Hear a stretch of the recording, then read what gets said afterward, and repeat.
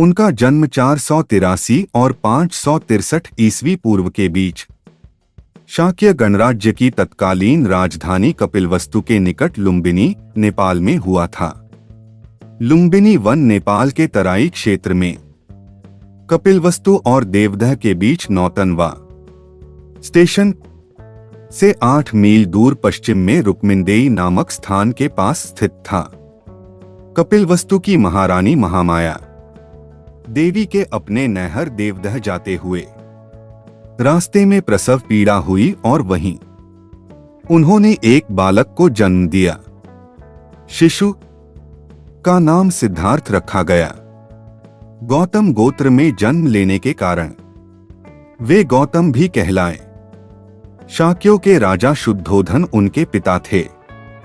परंपरागत कथा के अनुसार सिद्धार्थ की माता मायादेवी जो कोली वंश की थी, उनके जन्म के 7 दिन बाद निधन हो गया था। उनका पालन पोषण उनकी मौसी और शुद्धोधन की दूसरी रानी महाप्रजावती गौतमी ने किया। शिशु का नाम सिद्धार्थ दिया गया, जिसका अर्थ है वह जो सिद्धि प्राप्ति के लिए जन्मा हो। जन्म समारोह के दौरान साधु दृष्टा आसित ने अपने पहाड़ के निवास से घोषणा की, बच्चा या तो एक महान राजा या एक महान पवित्र पथ प्रदर्शक बनेगा। सिद्धार्थ बचपन से ही करुणायुक्त और गंभीर स्वभाव के थे। बड़े होने पर भी उनकी प्रवृत्ति नहीं बदली। तब पिता ने यशोधरा नामक एक सुंदर कन्या के साथ उनका विवाह करा दिया। यशोधरा ने एक पुत्र को जन्म दिया, जिसका नाम राहुल रखा गया। परंतु सिद्धार्थ का मन गृहस्थी में नहीं रमा। एक दिन वह भ्रमण के लिए निकले। रास्ते में रोगी वृद्ध और मृतक को देखा तो जीवन की सच्चाई का पता चला। क्या मनुष्य की यही गति है? यह सोचकर वे बेचैन हो उठे। फिर एक रात्रिकाल में जब महल में सभी सो रहे थे, सिद्धार्थ चुपके से उठे और पत्नी एवं बच्चों को सोता छोड़ वन को चल दिए। महात्मा बुद्ध के मन में धीरे धीरे परिवर्तन होने लगा। राजकुमार बुद्ध ने नगर में घूमने की इच्छा प्रकट की। नगर भ्रमण की उन्हें इजाजत मिल गई।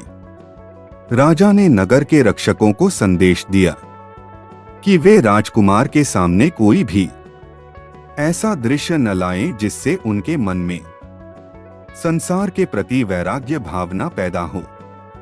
सिद्धार्थ नगर में घूमने गए। उन्होंने नगर में बूढ़े को देखा।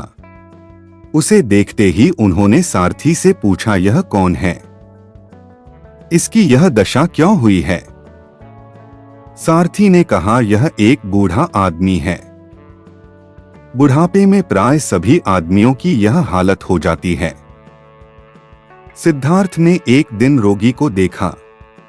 रोगी को देखकर उन्होंने सारथी से उसके बारे में पूछा।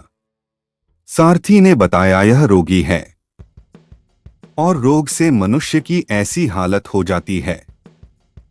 इन घटनाओं से सिद्धार्थ का वैराग्य भाव और बढ़ गया। सांसारिक सुखों से उनका मन हट गया।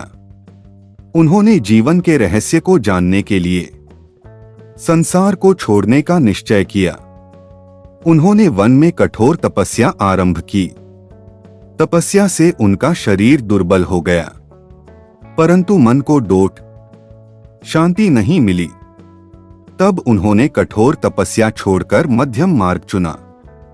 अंत में वे बिहार के गया नामक स्थान पर पहुंचे और एक पेड़ के नीचे ध्यान लगाकर बैठ गए। एक दिन उन्हें ज्ञान की प्राप्ति हुई।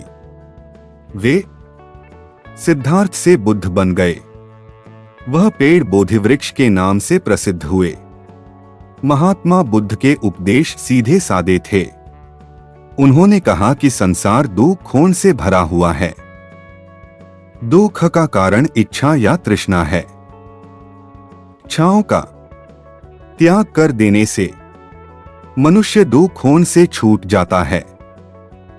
उन्होंने लोगों को बताया कि सम्यक दृष्टि, सम्यक भाव, सम्यक भाषण, सम्यक व्यवहार, सम्यक निर्वाह, सत्य पालन, सत्य विचार और सत्य ध्यान से मनुष्य की तृष्णा मिट जाती है और वह सुखी रहता है। भगवान बुद्ध के उपदेश आज के समय में भी बहुत प्रासंगिक हैं। शिक्षा सिद्धार्थ ने गुरु विश्वामित्र के पास वेद और उपनिषद तो पढ़े ही, राजकाज और युद्ध विद्या की भी शिक्षा ली। कुश्ती, घुड़दौड़, तीर कमान, रथ हाँकने में कोई उसकी बराबरी नहीं कर पाता। 16 वर्ष की उम्र में सिद्धार्थ का कोली कन्या यशोधरा के साथ विवाह हुआ। पिता द्वारा ऋतुओं के अनुरूप बनाए गए वैभवशाली और समस्त भोगों से युक्त महल में वे यशोधरा के साथ रहने लगे, जहां उनके पुत्र राहुल का जन्म हुआ। लेकिन विवाह के बाद उनका मन वैराग्य में चला और समयक सुख शांति के लिए उन्होंने अपने परिवार का त्याग कर दिया।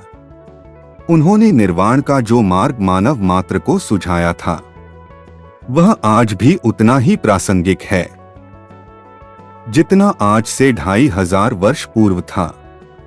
मानवता की मुक्ति का मार्ग ढूंढने के लिए उन्होंने स्वयं राजसी भोग विलास त्याग दिया और अनेक प्रकार की शारीरिक यंत्रणाएं झेली। गहरे चिंतन, मनन और कठोर साधना के पश्चात ही उन्हें गया बिहार में बोधि वृक्ष के नीचे तत्वज्ञान प्राप्त हुआ था और उन्होंने सर्वप्रथम 5 शिष्यों को दीक्षा दी थी। तत्पश्चात अनेक प्रतापी राजा भी उनके अनुयायी बन गए।